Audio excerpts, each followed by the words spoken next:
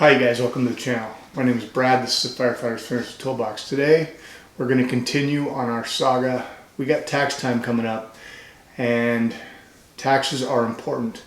And just like anybody else, I like to minimize my taxes however I can. Now I realize we're all going to pay taxes to some degree, but if we can minimize the taxes we pay, the more we can save. So today we're going to talk about capital gains. Capital gains is simple. It occurs when you sell an asset for a profit.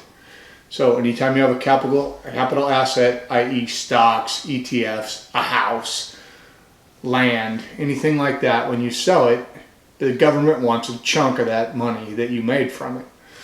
So think of capital gains as the selling price minus the purchase price. So however much you spent for the price when you bought it minus how much you're selling it for. Okay, let's talk about the difference between short-term capital gains and long-term capital gains. All it is time, you guys.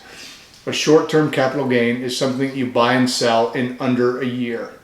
A long-term capital gain is 1 year plus 1 day. Now, why is that important? Because of the rates that you get taxed on when you sell it. If you sell anything at a short-term capital gain rate, you pay your ordinary income level. So if you're taxed federally at 35% and you sell a stock after 10 months, you're going to get taxed at 35%. Now, if you held that same stock for 1 year and 1 day, and let's say you sold it after 13 months, you would get taxed at either 15% or 20%, depending on how far you were in the 35% category. And we'll take a look at that further in a second. Let's take a look at the chart that shows our 2020 capital gains rates. So let's first talk about single folks. Singles, if you make $40,000 or less, your capital gains rate is zero, free. If you make from $40,001 to $441,450, it's 15%. So you're already $441,000 before it goes up. Anything above $441,451, you get taxed at 20%. For you married filers out there, it's $80,000. If you make $80,000 or less, your capital gains are zero. This is where you can use it to your benefit, hold it long term, and not pay any capital gains rates. Up to $496,600, you're only paying 15% for long-term capital gains, you guys, and above that, then you're going to pay 20. Now, there is one thing we need to mention. If you get up into those upper numbers, it's called the NIT tax, that net investment income tax, otherwise known as the Obama tax. Now, this started in 2018, and it's important that you know. We know the long-term capital gains rate's 15%, but if you are married filing jointly or a surviving spouse and you make more than $250,000, you will get charged the NIT tax, which is 3.8%. So you could theoretically get taxed at 15%, but when you file your taxes, you're actually paying 18.8%. If you're a single or head of household, that number is $200,000. That does add a little bit to your long-term capital gains rate, taking it from 15 up to 18.8 or 23.8 respectively. So that's one you want to think about. Let's take a look at the 2020 tax rates. So you see that pretty much everybody in the 12% bracket is the ones that are getting taxed 0% for long-term capital gains. Now we go down to the 35% and you notice the numbers for married go from $414,701 to $622,050. So half of the people in that bracket up to $496,600 are paying 15% for long-term capital gains. The other, and if they make more than that, then they're getting 20%. Plus, they're also getting hit with that NIT tax that we just talked about. So you would be at 18.8%. So that's something to think about. How can we minimize, besides, we know holding long-term is going to lower our taxes. We're going to get long-term capital gains rates. We're going to hold them for at least a year and 1 day, and we're going to get taxed less on it. We do this by tax loss harvesting, you guys. It's a strategy in which certain investments are sold at a loss in order to reduce your tax liability at the end of the year. You can use tax loss harvesting to offset capital gains that result from selling a security that made you money. You can also use tax loss harvesting to offset up to $3,000 of non-investment income. And now remember, this only counts in taxable accounts. If you have it in a 401k or an IRA, you can't do this. This is only for taxable investments. So let's say you have a $10,000 capital gain, and you also have a $5,000 loss of another security.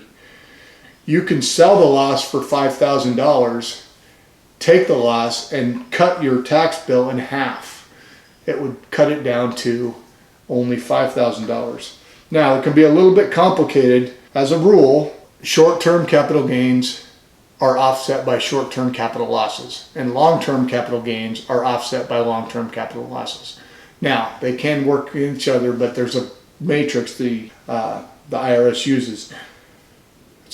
It's important that you understand that tax loss harvesting, the main purpose used for tax loss harvesting is to defer income taxes as long as possible, because the longer that you have that money in your account, the more compounding can use to build your nest egg.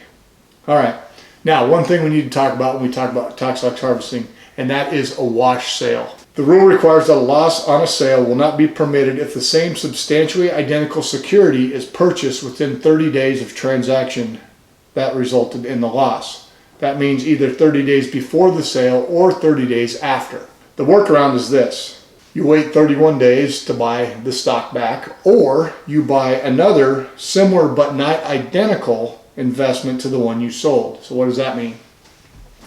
So let's say you had Apple stock and you sold it at a loss. I'm just using a name. And you decided you wanted to buy it back because it was cheaper. You would have to wait at least 31 days before you could rebuy Apple.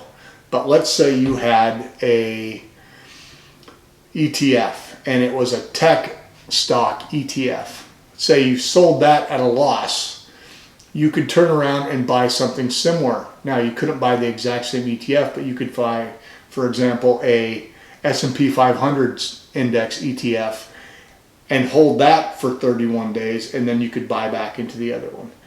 That way you're not out of the market, not making any money, right? It's really important that you do not do that, because if you did, the IRS says whatever money you thought you were offsetting, you don't get to. The other thing is it's going to adjust your basis to the higher rate. So let's do an example. Let's say I bought a stock for $10,000 and it skyrocketed and now it's worth $20,000, and I decide I'm going to sell it. So I'm selling it for a $10,000 capital gain, but I've only held the stock for less than a year. So I have a $10,000 capital gain. I'm in the 32% tax bracket. I'm going to pay $3,200 on that stock in capital gains. Now, if I were to hold that stock, that same stock, 1 year and 1 day, and then sell it for the same $10,000 capital gain, I would only be charged $1,500, or 15% of the $10,000, saving me $1,700 by holding it for an extra 2 months, you guys. This is really important when it comes to tax time. Think about it like that. Always hold long term. Hey guys, I hope you got something out of this. If you did, smash that like button. Give me the thumbs up. Give me some love. If you have any questions, put them in the comments. If you're new to the channel and you're not already subscribed, push the button, ring the bell. You'll get notified every time I make a new video. All right, we'll see you. Thanks. Bye.